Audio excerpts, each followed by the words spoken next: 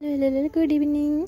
प्रथम आंबुल से धनिया पत्र लंका नेकिना पेस्ट करदे से जलजीरा पकईदे लुण पकईदे होगला आम खटा प्रस्तुत। देन यहाँ रोचे आलू मटर से आलू मटर पाइका आलू चकटा कर थोड़ी जापे भी कौन स्टार्टिंग आसी खटा पानी कहला मोर प्रिपेरेसन देखिए आप जापे मुझे कौन बनाऊँ ऑब्वियसली गुपचुप ही बनाऊँगी।